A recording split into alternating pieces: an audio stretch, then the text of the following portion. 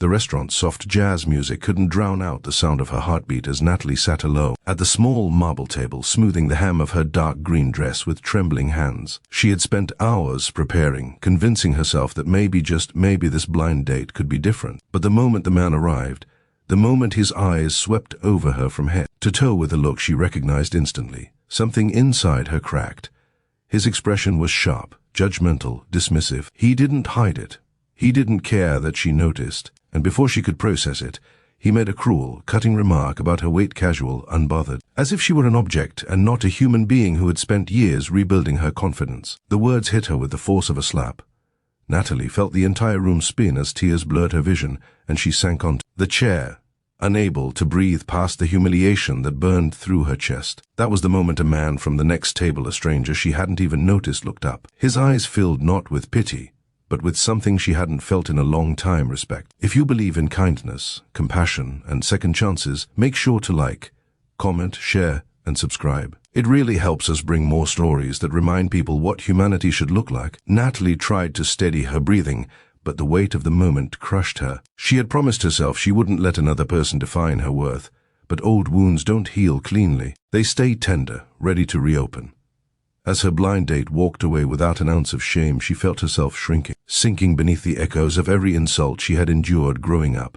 And yet, just as she folded inward, she sensed someone standing near her table, not close enough to intrude, but close enough to show concern without forcing it. The tall man in a navy jacket, whose quiet presence she had barely registered before, stood near her with a soft, worried expression. Next to his table sat a little girl with curly brown hair, watching with wide, innocent eyes. She didn't know them. She didn't expect anything from them.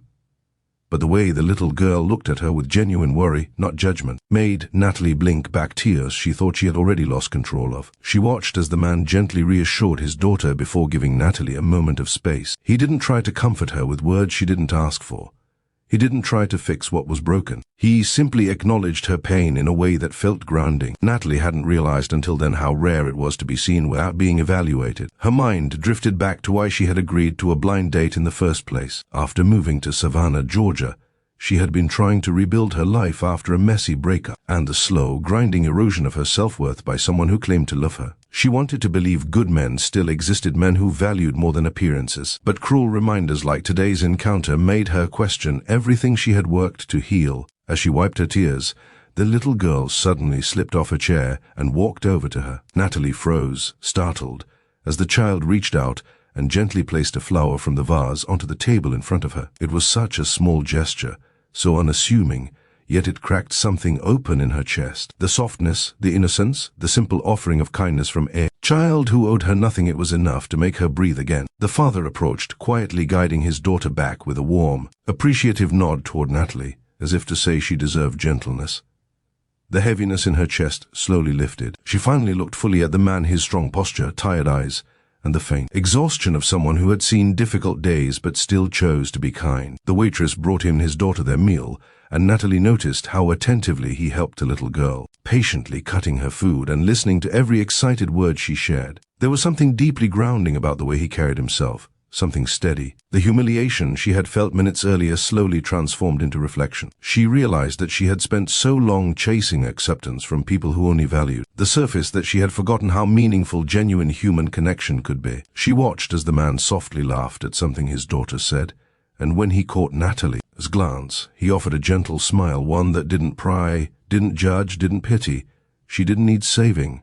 She needed reminding of who she was, reminding of what she deserved, reminding that not all men mirrored the pain of her past. The man eventually gathered his things, preparing to leave with his daughter. Before stepping away, he paused, offering a quiet nod of solidarity and unspoken reassurance that she was alone, that this moment didn't define her, that she was worthy of far more than the insult she endured. It wasn't flirtation or an attempt to insert himself into her grief. It was simple respect, something she hadn't fully realized she'd been starved of. As he left the restaurant, the little girl waved at her with a bright smile, as if she believed Natalie deserved every ounce of happiness the world had to offer. And as the door closed behind them, Natalie felt something shift inside her, a small but powerful spark of hope. For the first time in a long while, she saw herself not through the eyes of those who scorned her, but through the eyes of those who recognized her humanity. She stayed seated for a while, letting the moment settle.